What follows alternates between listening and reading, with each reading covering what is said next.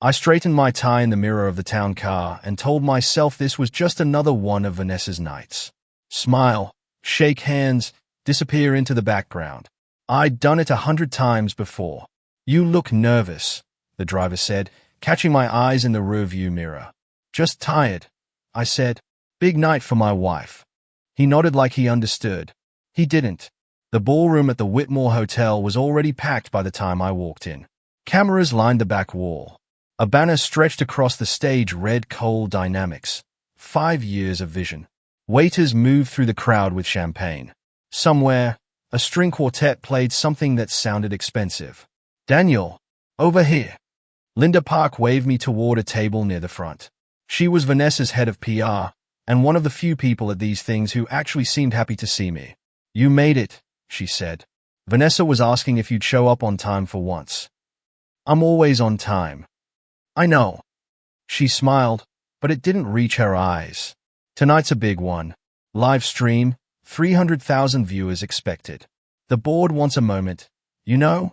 Something people will remember. Something in my chest tightened, but I didn't know why yet.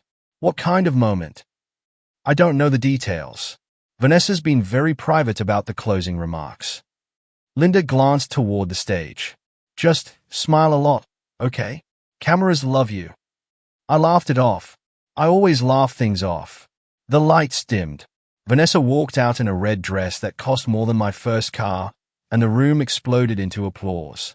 She looked powerful up there, untouchable, exactly the way she liked to look. 5 years ago, she began, I started Cole Dynamics with nothing but an idea and a laptop. That wasn't true. She'd started it with $2 million from her father and every dollar I'd made from selling my stake in a startup I'd built with my own hands. But I clapped anyway, because that's what husbands do. Tonight, I want to be honest with all of you, Vanessa continued, because transparency is what built this company, and transparency is what will carry it forward. The crowd murmured approval. Cameras zoomed in on her face. People ask me how I balance running $1 billion company with a marriage, she said. And for a long time, I gave the easy answer. I said my husband supports me. I felt my stomach drop before she even finished the sentence. But the truth is, she said, her voice steady, rehearsed, I've been carrying both. My career and my marriage. And I'm tired of pretending otherwise. Vanessa, I started to stand, but Linda's hand caught my arm. Daniel hasn't worked in 3 years, Vanessa said, looking directly at me now, into the camera, into 300,000 strangers' living rooms. I've supported him financially, emotionally, in every way a wife can support a husband. And what I've realized, standing here tonight, is that I can't keep doing that and lead a company that answers to no one. Someone in the crowd laughed. Actually laughed. So I'm filing for divorce, Vanessa said. Effective immediately. Because a woman who builds an empire doesn't need to carry dead weight to prove she has a heart. The room went silent, then erupted into stunned, scattered applause. Phones turned toward me. Every single one of them. Smile, Daniel, someone whispered near me, not unkindly, like they thought this was somehow for my own good. I couldn't move. I couldn't speak. My whole body had gone cold, and all I could think was, she planned this. She rehearsed this. She stood in front of a mirror somewhere and practiced the words dead weight. Ladies and gentlemen, Vanessa Cole, the host announced, and the applause swelled again, and Vanessa took a bow like she'd just delivered the performance of her life. Which, I realized, she had. I don't remember standing up. I don't remember walking past the tables, past Linda's hand reaching for my sleeve, past the whispers and the phone still filming. I just remember the cold air outside hitting my face and thinking, how long has she been planning this? Daniel, wait. Linda caught up to me by the valet stand. I didn't know. I swear to you, I didn't know she was going to say that.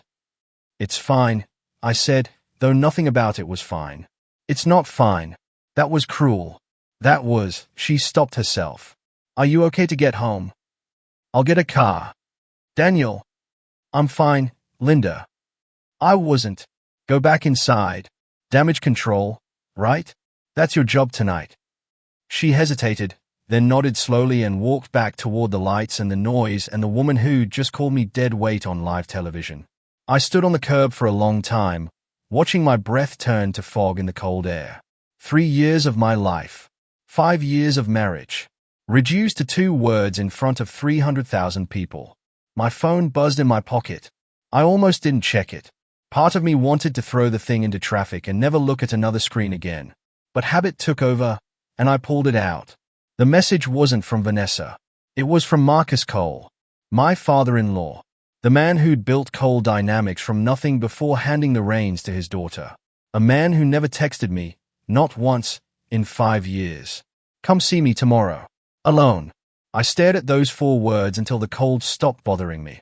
I had no idea what he wanted, but something told me my life was about to change twice in the same week. And the second time, I wouldn't be the one on stage getting humiliated. The apartment was quiet when I got home. Too quiet. I stood in the doorway for a minute, staring at the couch where Vanessa and I used to watch bad reality shows and laugh until midnight. Back before midnight became a time she spent on calls with investors in different time zones. I sat down without turning on the lights. 5 years ago, I had my own thing going. A logistics startup, small but growing, 3 employees and a lease I could barely afford. Vanessa was still building her pitch deck for Cole Dynamics back then, still practicing her investor speech in our kitchen. I need seed money, Daniel, she'd said one night, spinning her laptop toward me. My dad won't fund the whole thing. He wants me to prove I can raise capital on my own. How much do you need? 200,000. I know it's a lot. I remembered looking at my own numbers, the ones that showed my startup finally turning a small profit. I remembered thinking, she's my wife. This is what partners do. Take it, I'd said. Sell my stake. Are you sure? You're going to build something incredible. I want to be part of that. I hadn't known then that being part of that meant slowly disappearing from my own life. First it was late nights covering for her while she flew to Singapore for investor meetings. Then it was turning down my own opportunities because someone needed to be home when she landed. Then, somewhere along the way, I stopped having opportunities to turn down. My phone rang. My mother's name lit up the screen. Hey, Mom. Daniel. Her voice was careful, the way it got when she already knew something was wrong. I saw a clip. Someone sent it to me. Of course you did. Are you okay? I don't know what I am right now. I'm not going to say I told you so. You kind of already did, Mom. Well, a pause. I did tell you 5 years ago that girl only knew how to love things that made her look good. I just didn't think she'd say it on television. She called me dead weight, in front of 300,000 people. I heard. Her voice softened. Come by this weekend. I'll make the chicken you like. I will. I promise.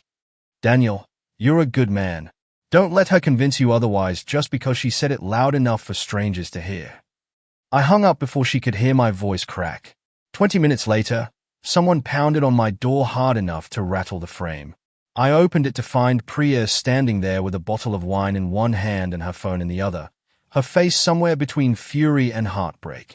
I saw it, she said, pushing past me into the apartment. I saw the whole thing.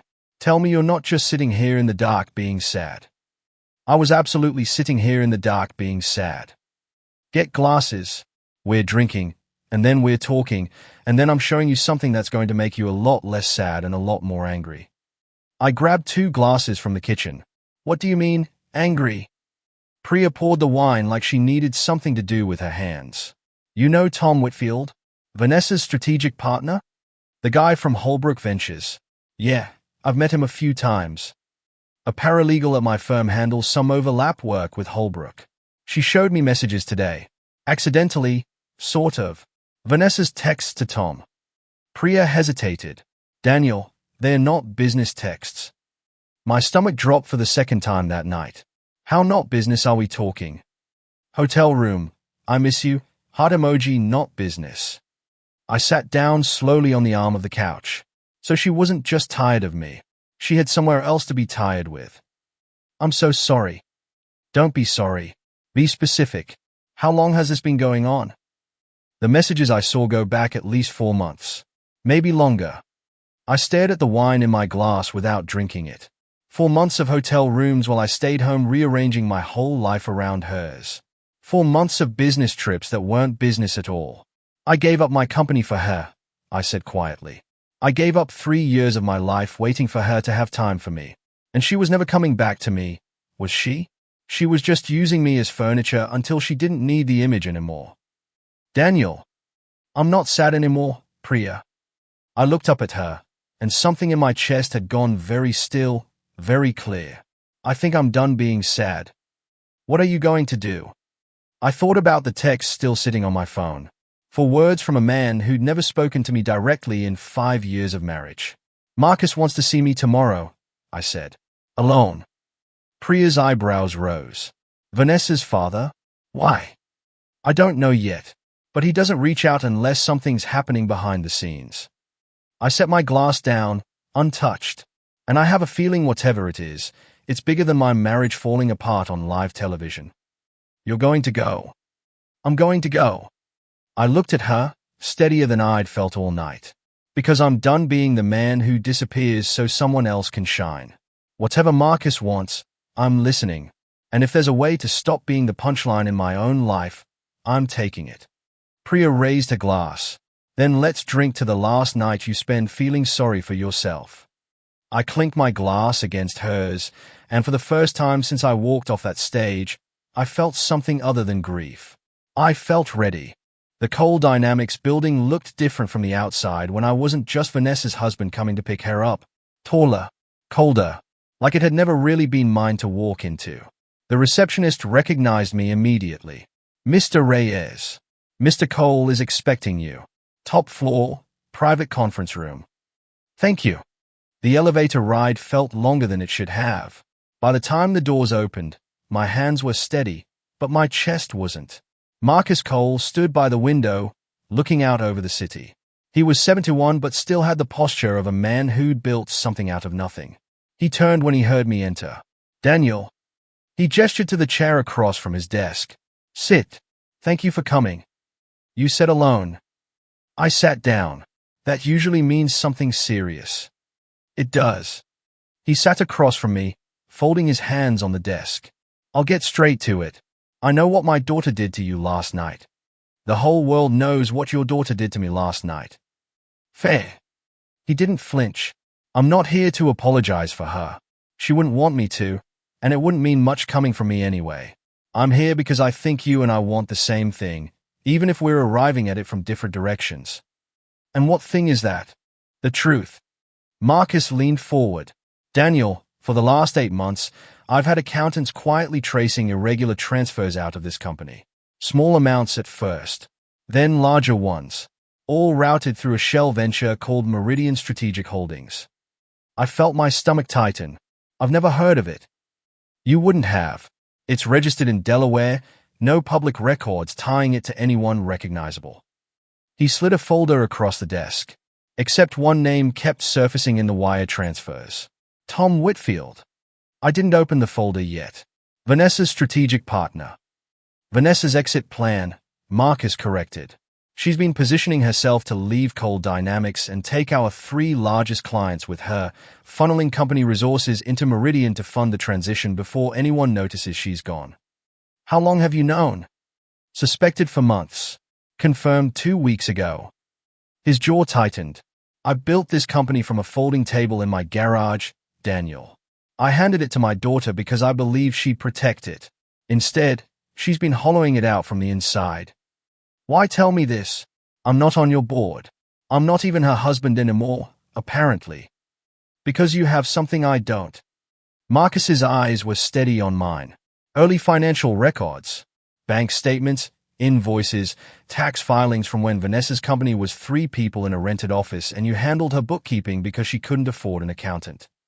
My chest went cold. Those records are 5 years old. They establish patterns, early transfers to accounts that later connect to Meridian. Without them, this looks like recent misconduct I can maybe quietly manage. With them, it's a documented pattern of fraud going back to the company's founding. He paused. I need those files, Daniel. I sat back, my mind spinning faster than I could organize it. You're asking me to hand over evidence that could destroy your daughter. I'm asking you to hand over the truth. What happens with it is up to the board. She's still my wife. Legally, for a few more weeks at least. She stopped acting like your wife a long time before last night, Daniel.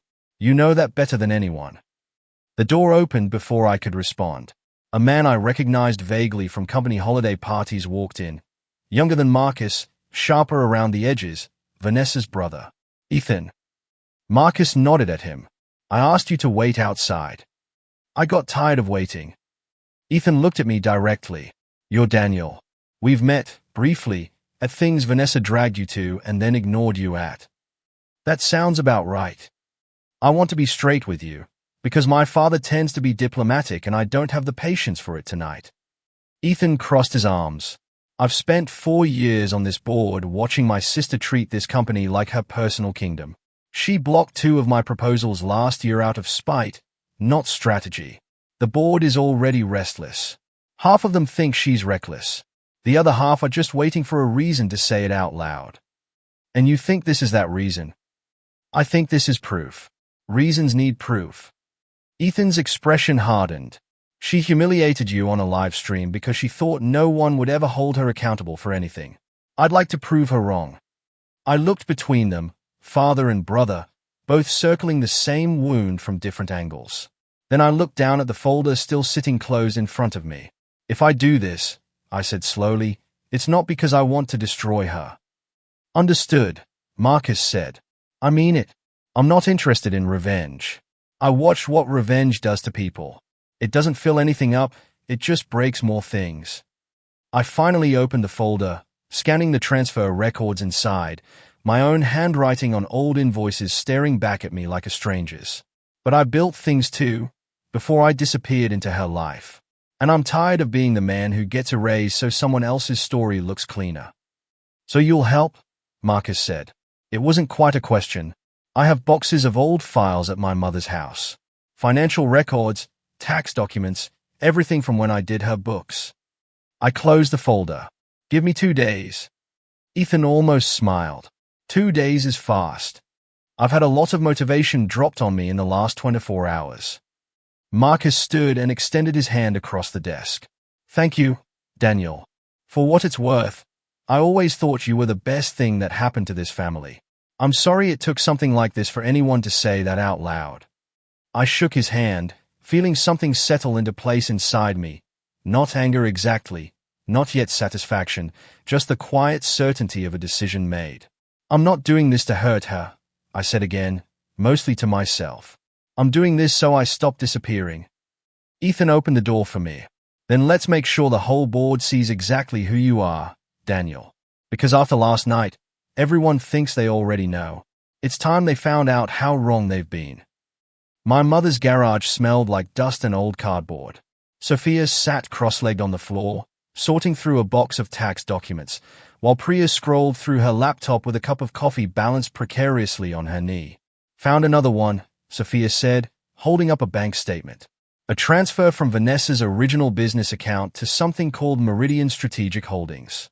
Dated 14 months ago. That matches the pattern Marcus mentioned. I took the paper from her, scanning the numbers. $22,000. Small compared to what's coming. Sophia flipped to another folder. I ran the numbers you gave me against public filings. Over the last year, transfers to Meridian total almost $400,000, all disguised as consulting fees. Consulting for what? That's the thing. Sophia looked up at me. There's no actual consulting work documented anywhere.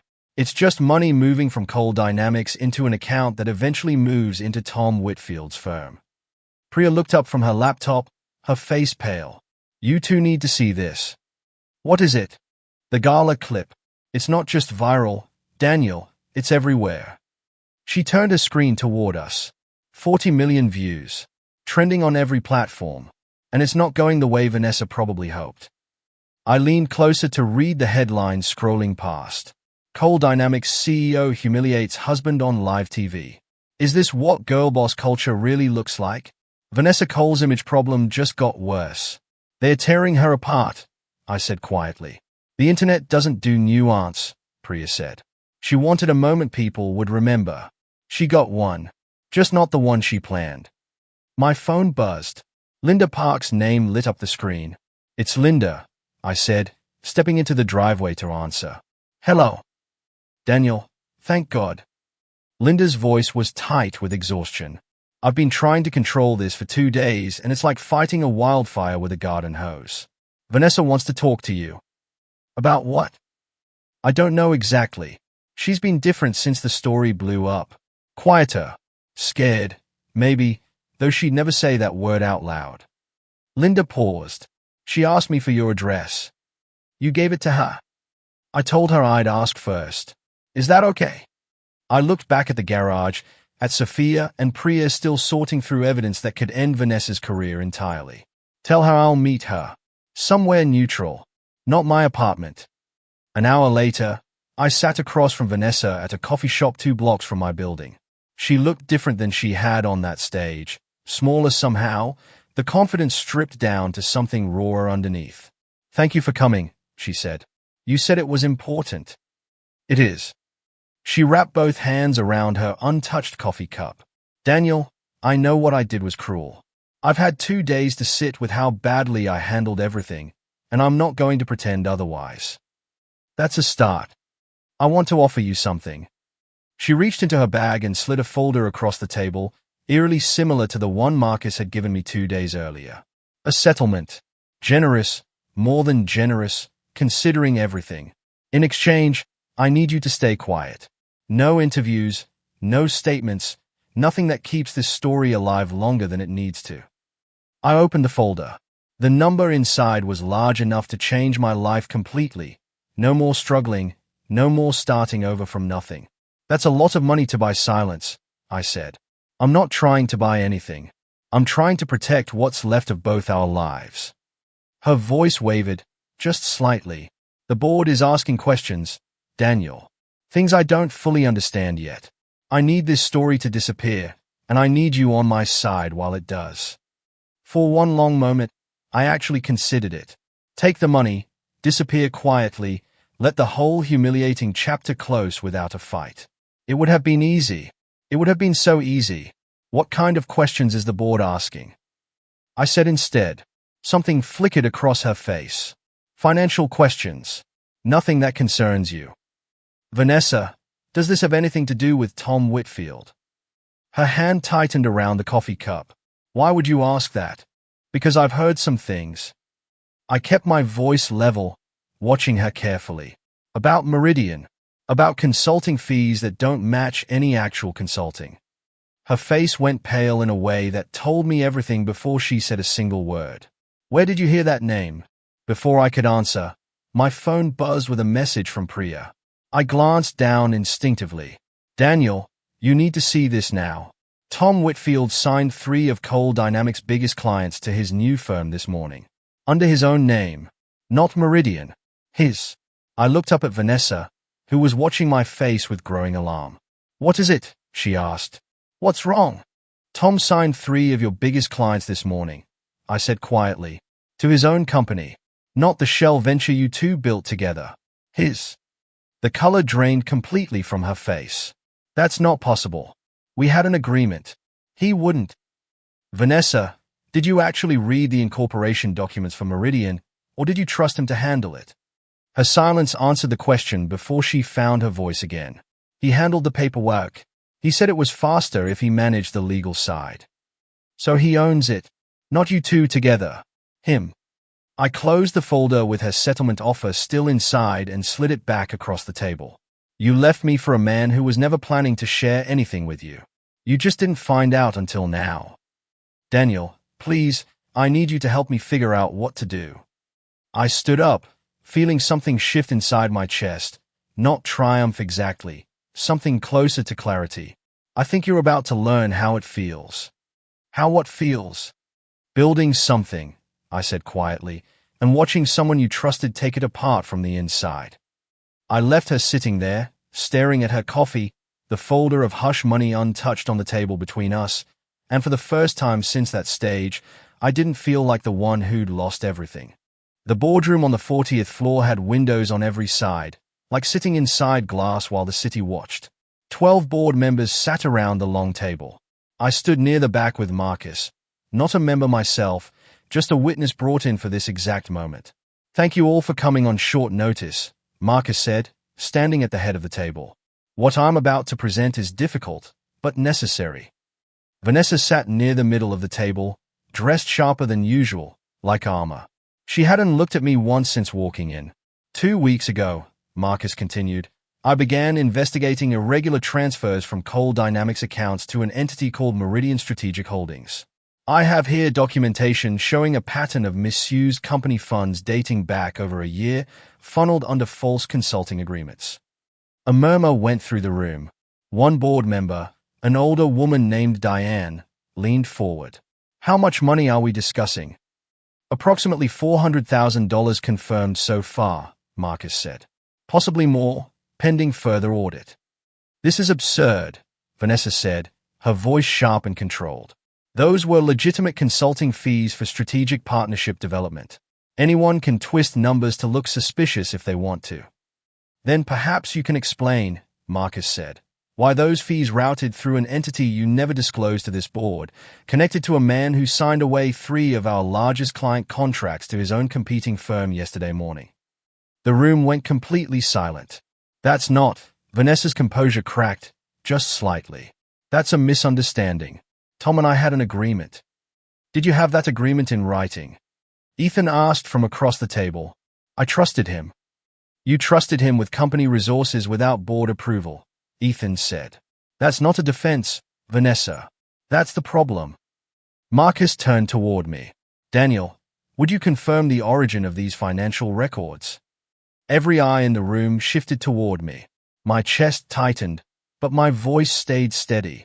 I handled Vanessa's bookkeeping when Coal Dynamics was 3 people in a rented office, I said. These early records established the account structure that later connected to Meridian. I recognized the pattern because I built the original system myself, years ago. And you're certain these documents are authentic? Every one of them. I have no reason to fabricate anything. I paused. I'm not here for revenge. I'm here because I was asked to tell the truth, and I did. Vanessa's eyes finally found mine, and what I saw there wasn't guilt. It was fury. Of course you'd say that, she snapped. You've been waiting for a chance to hurt me ever since the gala. This whole thing is bitter, vindictive nonsense dressed up as concern for the company. Vanessa, Marcus started. No, let him answer. She stood up, her hands braced on the table. Tell them, Daniel. Tell them this isn't about protecting Coal Dynamics. This is about punishing me for embarrassing you. The room waited. I felt the old instinct rise up in me, the urge to shrink, to smooth things over, to make myself smaller so she could stay comfortable. I let it pass through me and out the other side. I'm not vindictive, Vanessa, I said quietly. If I wanted revenge, I would have leaked those texts about Tom the same night you humiliated me on television. I didn't. I sat with my own grief instead and let it settle before I did anything at all. Then why are you here? Because your father asked me a question, and I answered it honestly. That's all this is. I looked around the table, then back at her. I'm not asking anyone to punish you. I'm just done being erased so your story can look cleaner. The facts are the facts. What this board decides to do with them isn't up to me. Diane cleared her throat. I think we've heard enough. I move that we proceed to a vote on Vanessa Cole's position as CEO. Seconded, Ethan said immediately. Vanessa's face went white. You can't be serious. Ethan, I'm your sister. You're also the reason this company almost lost its 3 biggest clients to a man who was never planning to include you in the profits, Ethan said. I've watched you treat this board like an obstacle for 4 years, Vanessa. I'm not doing it anymore. Marcus called the vote. One by one, hands rose around the table. I watched Vanessa's face as the count climbed, watched something break behind her eyes with each hand that lifted against her. 9 in favor of removal, Marcus said quietly. 3 opposed. The motion passes. Effective immediately, Vanessa Cole is removed as Chief Executive Officer of Coal Dynamics. The silence afterward felt heavier than anything that had come before it. You can't do this, Vanessa said, but her voice had lost all its earlier fire. This is my company. I built this. You built it on a foundation your father gave you, Ethan said, not unkindly, and then you nearly burned it down for a man who was never loyal to you in the first place. As if summoned by the mention, Vanessa's phone buzzed on the table in front of her. She glanced down, and I watched her face change again, this time collapsing entirely. "What is it?" Marcus asked. She didn't answer. She just turned the phone around slowly, and I caught a glimpse of the message on the screen. A text from Tom Whitfield. "Sorry, Vanessa. This was never going to work long term. Meridian's assets are legally mine. Good luck with the board." "He's gone," she whispered. "He took the clients. He took the company. He's just gone." No one at the table said anything. There was nothing left to say. The man she'd left me for had done to her exactly what she'd been willing to do to her father's company, and he hadn't even waited for the board's decision to disappear. "Vanessa," Marcus said gently, "security will help you collect your things from your office." She looked around the table one final time, searching for someone, anyone, who might still be on her side. No one met her eyes. Not Ethan. Not the board members who'd once fought to keep her in power. Not me. "Daniel," she said quietly, almost pleading. "Please." I thought about the stage, the cameras, the word dead weight echoing through a room full of strangers. I thought about 4 months of hotel texts and a settlement folder meant to buy my silence. "I hope you find whatever it is you were actually looking for," I said. "I don't think it was ever in this building." I turned and walked out of the boardroom, leaving her standing there with nothing left of the empire she'd built her entire identity around. 6 months after the boardroom, I sat at a small desk in a small office that Sophia and I had rented above a bakery, going over numbers for our 3rd client this month. "These projections look good," Sophia said, spinning her laptop toward me. "If we land the Whitmore account, we'll need to hire someone by spring. Someone besides you doing everything while I make coffee." "You do more than make coffee." She grinned. "Occasionally you answer emails too."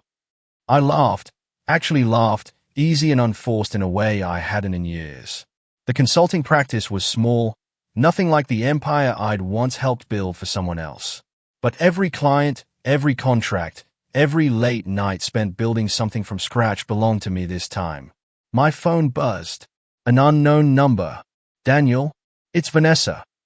I hadn't heard her voice in months. It sounded different, quieter, none of the practiced confidence from the stage. "Vanessa, I know I have no right to call you. I just needed to say something, and I didn't want to do it through a lawyer or a text message. I'm listening." "I've been in therapy," she said, "since everything happened, trying to understand why I did what I did, why it felt so necessary to make you smaller so I could feel bigger." I sat back in my chair, saying nothing, letting her continue. "I'm not calling to ask you to take me back.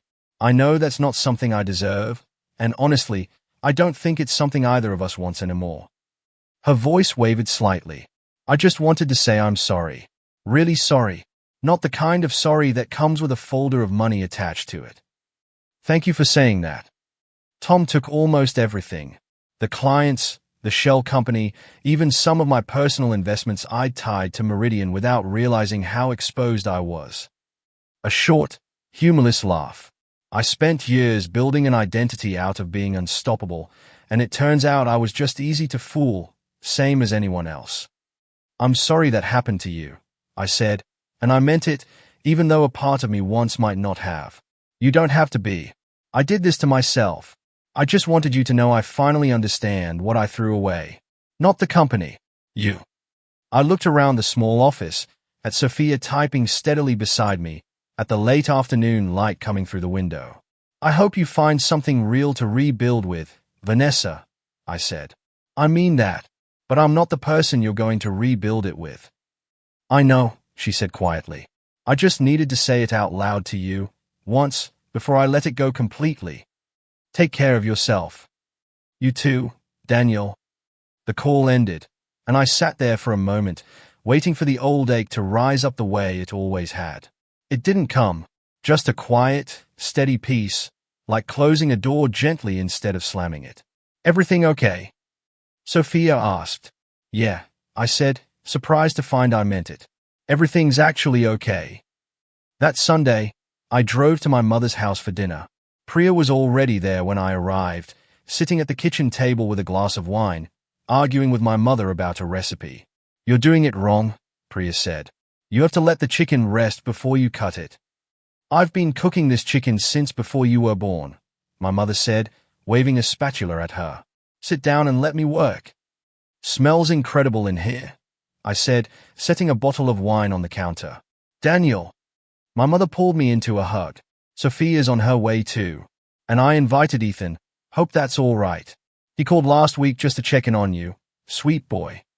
"That's more than fine, Mom." We sat around the small K.